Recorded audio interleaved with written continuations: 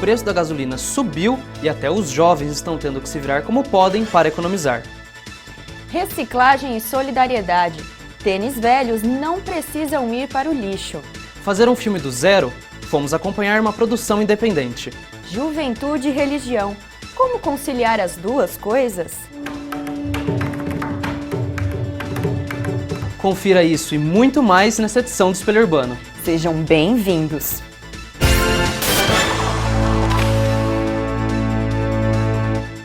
E vamos começar o programa de hoje já com um assunto que afeta quase todo mundo, a gasolina. Isso mesmo, com o aumento no abastecimento, ir de carro para a faculdade todos os dias fica cada vez mais difícil. Confira na reportagem de Júlia Freitas. Essa estudante mora no Jardim Primavera, próximo ao campus 1 da PUC.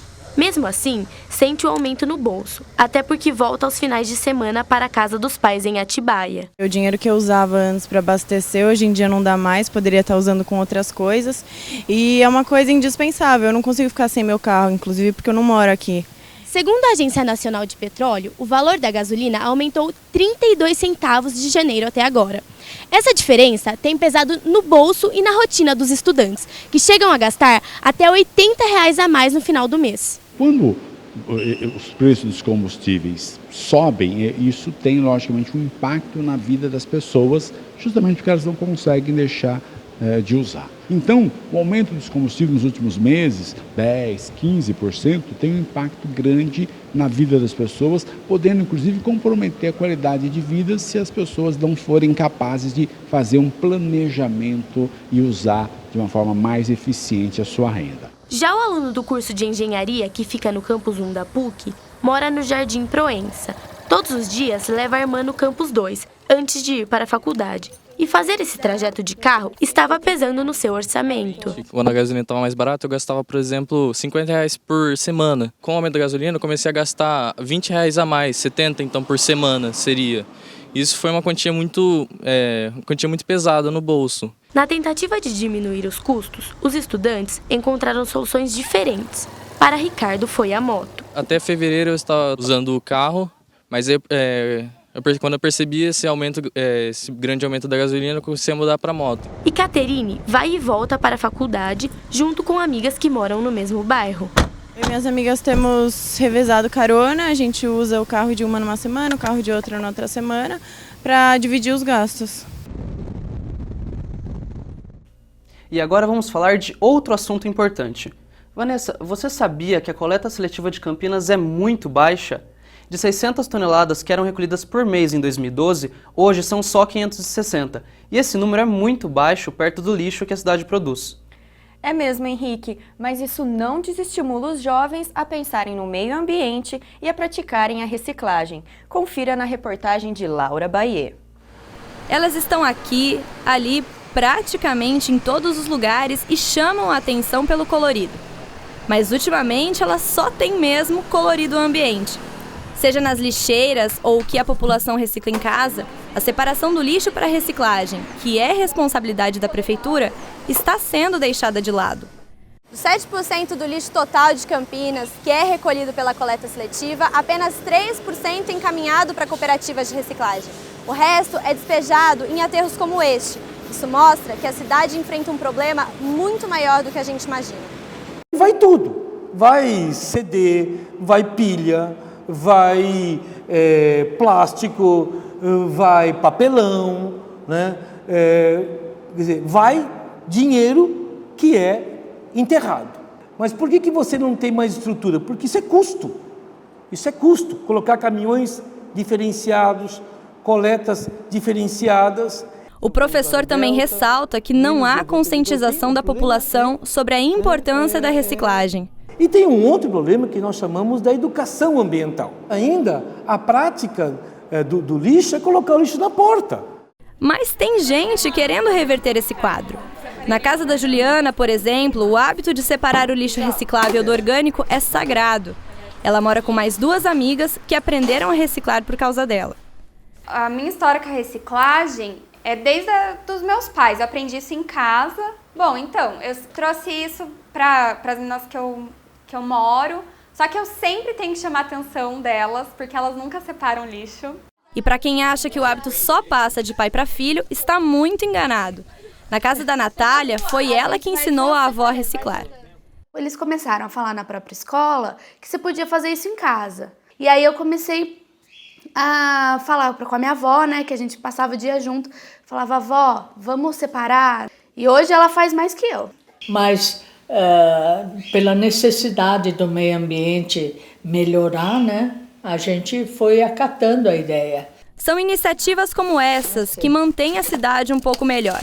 Mas ainda faltam políticas efetivas de reciclagem e, com isso, a conscientização da população para que o descarte correto do lixo não seja deixado de lado. O que nós temos que fazer é diminuir a quantidade de lixo ou de resíduo sólido gerado nas residências. Nós entramos em contato com o Departamento de Limpeza Urbana, mas eles não se manifestaram sobre o assunto até a data do fechamento dessa edição. Vanessa, você sabia que esses lixões que a gente viu na reportagem muitas vezes se tornam um destino de tênis que não usamos mais? Pois é, normalmente escolhemos essa saída, mas existe outra forma de descartar esses calçados e ainda ajudar jovens atletas. Confira na reportagem de Mayara Howen. 70 quilos de tênis doados e muitas ideias na bagagem. Foi assim que o professor Luiz Vieira Júnior deu início ao projeto que já reciclou centenas de tênis usados que iriam direto para o lixo. Em 2008, eu me mudei para os Estados Unidos e eu frequentava um grupo de corrida. E eu via que os meus amigos, eles pegavam e descartavam um tênis logo após 800 quilômetros de uso. Eu comecei a pedir para esses meus amigos para pegar e trazer esses tênis para o Brasil. A ideia foi concretizada e hoje o projeto tomou forma. Os tênis recebidos são testados por uma máquina. Os dados obtidos no teste são analisados pela equipe, que verifica se eles ainda estão próprios para uso. É aqui, no Laboratório de Engenharia Civil, Arquitetura e Urbanismo da Unicamp, onde os tênis são reformados. Desde o início do projeto foram recebidos mais de 500 pares. O que para uns é lixo, para outros pode ser uma nova chance. Projetos do Paraná e da Bahia já receberam doações. Outro projeto que conta com os tênis reciclados é de Taubaté. O Luasa recebeu até agora 40 pares. É muito importante para a gente receber esse tipo de doação, uma vez que os atletas eles precisam de vários calçados durante os treinamentos dele. Ajuda, lógico, toda ajuda é bem-vinda. Como a gente é um atleta de alto rendimento, costuma ser em 3 meses a gente trocar o tênis. E mesmo os calçados que não servem mais para uso não são descartados. Neste caso, os tênis são transformados em piso emborrachado. Veja que a sola do sapato ela demora de 500 a 600 anos para começar a degradar. E isso daí a gente consegue ainda colocar no pé de uma criança ou até mesmo pegar e fazer um piso emborrachado. Além dos atletas que recebem os tênis, o projeto envolve também jovens estudantes que trabalham de forma voluntária. A gente ficava imaginando as pessoas que iam receber o tênis. Nossa, esse daqui vai ser para uma menininha. Então, isso tudo é motivador para a gente saber que não vai acabar aqui. As doações de tênis podem ser feitas na Faculdade de Educação Física da Unicamp, segundas e quartas-feiras, das 6 às 7h30 da noite, na pista de atletismo. E ainda falando em lixo, quem possui objetos grandes para serem descartados não tem mais desculpa para abandoná-los na rua. A alternativa para o descarte de sofás, fogões, pneus e muitos outros itens é o catatreco. O serviço é disponibilizado pelo Departamento de Limpeza Urbana, responsável por limpar as áreas públicas. Para saber quando os caminhões destinados especificamente para essa coleta passam pelo seu bairro, basta consultar a página do DLU dentro do site da Prefeitura. E no próximo bloco você confere um curta que a nossa equipe produziu mostrando a relação de jovens com a religião. Fique ligado!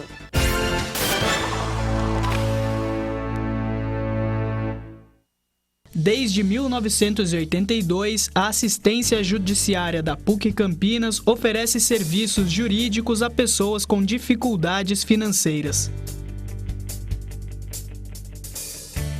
A assistência judiciária fica na Avenida Orozimbo Maia, número 176. Para mais informações, ligue 3232-9109.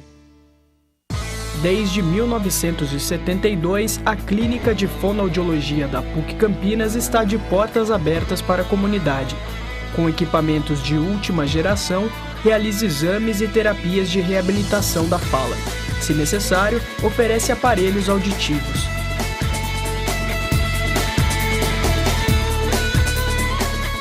Mais informações pelo telefone 3343-6843.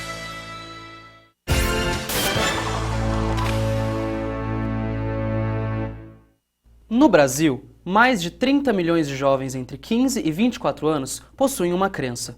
Você vai acompanhar agora as histórias de 4 desses jovens que têm uma participação ativa na religião qual pertencem. O curta que a nossa produção preparou vai falar do dia a dia, dos costumes e o mais importante, o que a religião significa na vida de cada um. Em nome do Pai, do Filho e do Espírito Santo. O Mani Padme Hum. Capítulo 2, versículo 1. Sua caridade, seu amor, da vossa paz, meu Pai. Que assim seja. Salve a Umbanda Sagrada.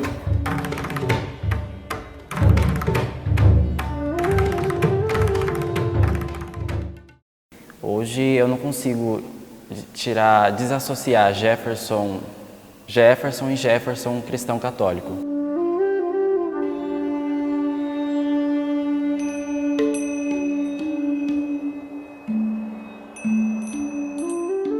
É a caridade. É você vir aqui, dar um abraço em alguém, falar uns guias, né, muitas das vezes, mas você dá um olhar. Às vezes a pessoa precisa de um abraço e desabafar. Só isso que ela precisa, entendeu? Isso é Umbanda.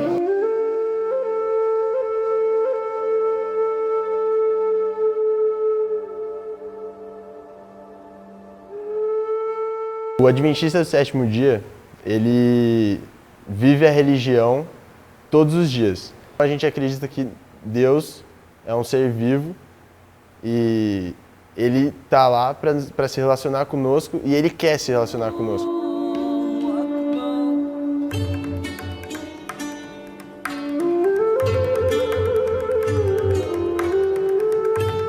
O budismo, por si só, é algo difícil de definir. Mas a gente pode definir como uma prática espiritual que funciona para aumentar nosso bom coração, para aumentar o nosso amor e compaixão, que nos ajuda a ter mais controle mental e, principalmente, que a gente desenvolva isso não só para o nosso benefício próprio.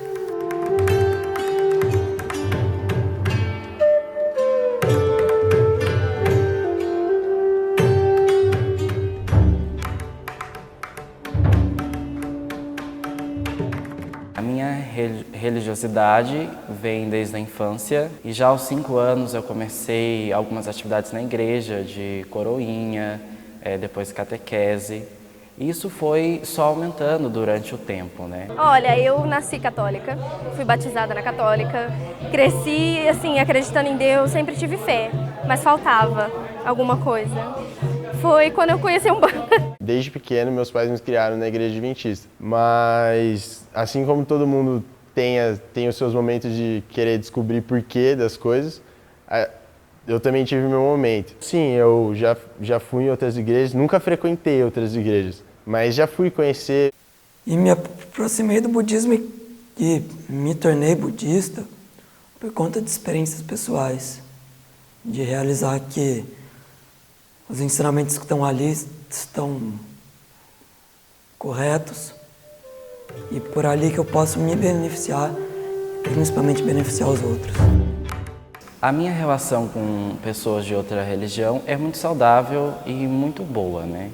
Então, se eu sou cristão, eu tenho que aprender a conviver com a diferença e respeitar essa diferença. Pô, é muito mal vista a Umbanda, infelizmente, é assim que é. O típico, né? Ah lá, macumbeira. A intolerância religiosa é falta de conhecimento. Todas as pessoas, independente da religião que ela for, ela tem que dar uma abertura para entender as outras, entendeu? Porque, assim, se for ver, é tudo uma coisa só. Preconceito, eu diria que existe com todo mundo, né? Formar uma opinião antes de conhecer a pessoa, isso sempre acontece. Agora, se eu sou discriminado por causa da minha religião, não, isso não acontece. Quando eu falei que eu ia me tornar monge, para eles foi um certo choque, mas é muito mais fácil no Brasil, que a gente tem muito mais abertura para religiões. Eu sou livre para fazer o que eu quero, mas a igreja pede para que não haja excesso, para que você cuide de sua vida, né? Na verdade, é tudo bem simples. Se a gente prega amor e caridade, a gente tem que ser exemplo aí fora, entendeu? Então é conduta exemplar, é a única coisa que a gente precisa fazer. Sim, a igreja tem suas regras. A guarda do sábado, por exemplo, é uma coisa que as pessoas muitas vezes não aceitam. Tem jogos da faculdade, por exemplo, eu pratico esporte, e por várias vezes a atlética teve que se virar para conseguir colocar o jogo no horário que eu pudesse jogar. Na verdade, não é limite nenhum imposto.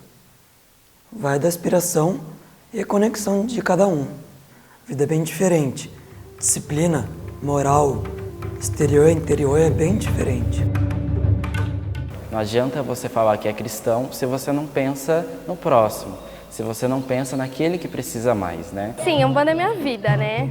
A gente chama de incorporação, a gente recebe os nossos guias, as nossas entidades, a gente passa por todo um desenvolvimento para aprender a reconhecer a energia do guia, né? E depois que a gente já está meio desenvolvido, já está mais firme mesmo, o guia vem para prestar a caridade dele junto com a gente, né? É tudo junto. Caridade e amor. Essas são as duas palavras. O que um budista preza? Compaixão e sabedoria. Eu passei por diversos problemas de saúde ao longo da minha vida, entre eles 3 tratamentos de leucemia. A minha conexão foi muito forte e eu compreendi isso. Se eu não quero passar por aquilo de novo, eu não quero que ninguém passe. Ela realmente me ensina, vamos dizer assim, valores, sabe? Serve como base para o seu relacionamento com qualquer pessoa, com qualquer tipo de pessoa, com pessoas novas, pessoas velhas, humildes, com a pessoa mais rica do mundo, você vai se relacionar da mesma forma. A gente aprende que o que importa é a vida do ser humano. Nunca tratem as pessoas de modo diferente por causa da aparência delas. O amor é bondoso, não tem inveja. O amor não tem orgulho, nem rancor, nem arrogância. Om Mani Padme Hum. Om Mani Padme Hum.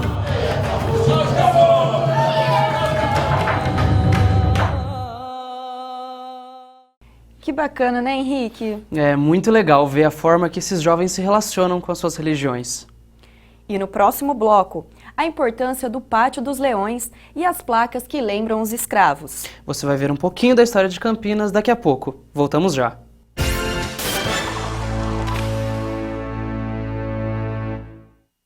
Desde 1982, a assistência judiciária da PUC Campinas oferece serviços jurídicos a pessoas com dificuldades financeiras. A assistência judiciária fica na Avenida Orozimbo Maia, número 176. Para mais informações, ligue 3232-9109. Desde 1972, a Clínica de Fonoaudiologia da PUC Campinas está de portas abertas para a comunidade. Com equipamentos de última geração, realiza exames e terapias de reabilitação da fala. Se necessário, oferece aparelhos auditivos.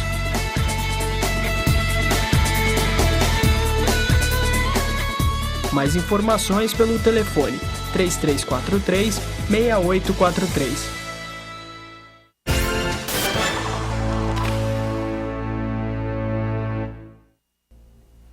Vê essa foto na tela?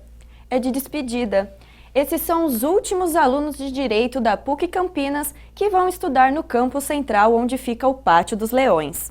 Quem passa pelo prédio pode não imaginar o valor histórico que os 2 leões imponentes carregam, menos ainda o que já aconteceu por detrás daqueles muros. Em 2016, a Faculdade de Direito deixa o solar do Barão e vem para o Campus 1. A repórter Marcela Rezende foi visitar esse cenário de muitas histórias. O advogado Pedro Maciel, aluno de Direito na década de 80, participou ativamente de uma das manifestações mais marcantes do país, as Diretas Já. Ele lembra que a concentração dos estudantes começou no pátio. O grande momento foi 84, as Diretas, enchemos o pátio aqui, saímos daqui pelo menos uns 1.500 estudantes e populares e fomos até o Largo do Rosário. Durante as décadas de 70 e 80, o Pátio dos Leões serviu de palco para que muitos estudantes, apoiados pelo Centro Acadêmico 16 de Abril, lutassem intensamente contra a ditadura no país. Eram movimentos de reivindicação, tanto interna, das políticas internas da universidade, que nós nos opunhamos ao preço das mensalidades, teve vários eventos importantes, como as questões de política local e política nacional. Mas a luta por direitos não era exclusiva dos estudantes. Fundada em 1978, com sede no pátio, a APROPUC era o ponto de encontro dos professores, como conta um dos fundadores da associação. Havia um movimento pela melhoria do ensino, pelo ensino público e gratuito em todo o Brasil. Então a fundação da APROPUC foi um primeiro passo. Além do valor político, o arquiteto presenciou outro acontecimento marcante, o tombamento do antigo prédio solar do Barão, onde fica o Pátio dos Leões. Tanto na APROPUC fizemos uma nota de comemoração, a FAPUC fez o mesmo, o DCE também, chegou a haver uma festa, um baile do tombamento do prédio central aí, organizado pelos estudantes na época. A historiadora explica a importância arquitetônica desse patrimônio de Campinas. Foi considerada durante muito tempo como uma das mais soberbas residências ou palacetes urbanos de Campinas. Pela importância desse espaço, de altíssima relevância, como estrutura arquitetônica, pela riqueza dos ornamentos, os materiais soberbos de utilização para a construção, ela tinha sido tombada pelo Patrimônio do Estado de São Paulo, pelo CONDEFAT, foi tombado também pelo município, isso tudo na década de 80. Há quem veja o pátio como uma simples construção antiga, mas para outros o endereço Marechal Deodoro 1099 carrega todo o sentimento de uma geração. A gente olha e a gente não nota, né, o quanto ele é espetacular. Nobre ou pobre, ele era um espaço de todo mundo, um espaço super democrático. Tenho amigos que eu conheci fora desses muros, né? Mas os grandes amigos foram aqui.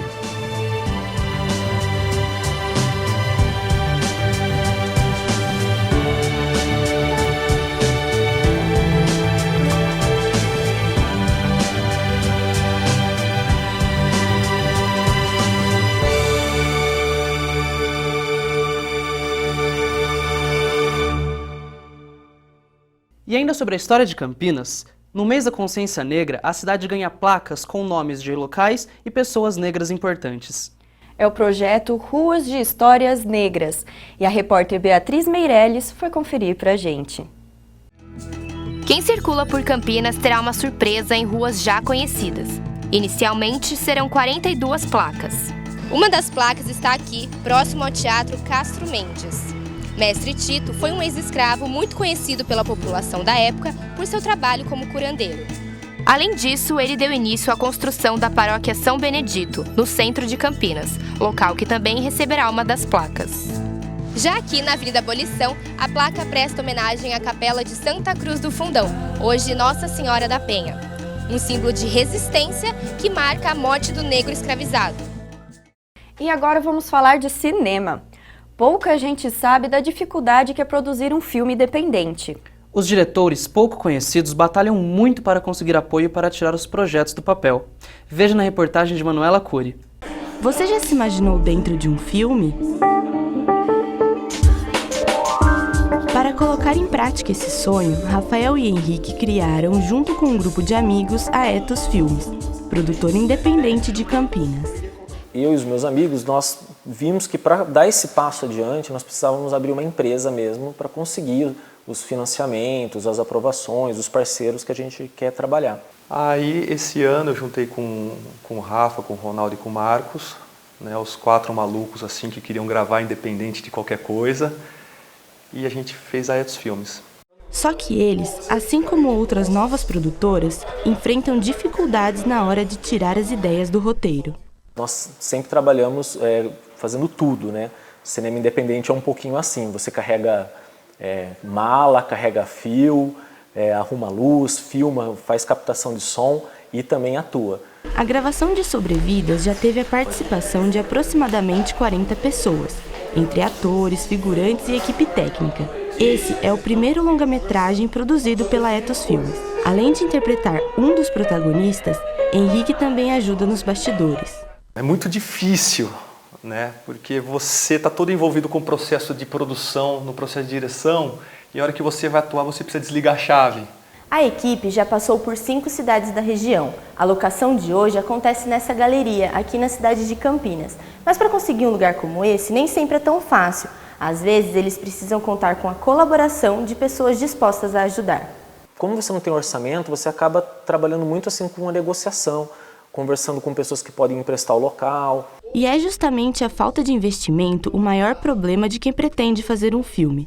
Para Rafael, os órgãos públicos e as leis de incentivo à cultura não cumprem muito bem esse papel. Eu acho que também eles ajudam muitas pessoas que não precisam, né, que já conseguem trazer visibilidade e apoio de parceiros. A grande periferia, que é assim, onde você tem 80% da nossa produção artística de fato, ainda fica à margem dessas leis. Mas segundo os próprios produtores, passar por todos esses obstáculos vale a pena, quando se vê aquele sonho que falamos no começo dessa reportagem virando realidade. Vendo algumas cenas do set, assim, me arrepia, assim, sabe? A profundidade que os atores, as atrizes estão dando nas cenas. É uma sensação, assim, que dá um frio na barriga, sabe? Porque você tem uma ideia na tua cabeça, você imagina como o filme vai ficar lá no começo e você começa a ver ele acontecendo de verdade. Quando a gente depois vai olhar as imagens que nós gravamos, assim, é emocionante. Cena 24, take 1. Todo mundo conversando, vamos lá. Ação. Sobre Vidas, o filme em produção que vocês viram na reportagem tem previsão de estreia no primeiro semestre do ano que vem. E para terminar o Espelho Urbano, nós vamos para as ruas mostrar as dicas culturais. E você acompanha com a gente para ver o que tem de melhor na cidade. Se você quiser apreciar um pouco de arte e estiver passando aqui pelo centro de Campinas, você pode vir no Tribunal Regional do Trabalho, que fica aqui na rua Barão de Jaguara, número 901. A exposição é de 3 artistas plásticos, Flávio Bassini, Gustavo Salvatore e Mário Morri. A proposta é expressar sentimentos e emoções do ser humano. A exposição fica aberta de segunda a sexta até o dia 11 de dezembro e a entrada é franca. Quem passa em frente à rua Leaderwood pode observar uma exposição bem interessante. Essas fotos fazem parte da exposição Ilustres Desconhecidos, que mostram campineiros andando pela cidade. O fotógrafo cubano Mário Dias passou um mês em Campinas para a realização do trabalho. A exposição fecha o festival Hércules Florense, que encheu a cidade de arte no último mês. As fotos ficam no Museu da Cidade até o dia 15 de janeiro. E você não pode deixar de passar aqui no Centro de Convivência em dezembro, porque vai ser muito agitado. O Sarau Arte Viva, que acontece no dia 19 de dezembro, vai reunir muita música, arte e poesia. Os segredos dos bons dias. E a partir do dia 7, acontece a tradicional Feira de Natal. Ela é muito parecida com essa que nós estamos agora, com muito artesanato, decoração e gastronomia. Ela acontece de segunda a sexta, das 14 às 22 horas e vai até dia 22 de dezembro. E daqui do Centro de Convivência, a gente se despede dessa edição do Espelho Urbano. Até a próxima! Tchau.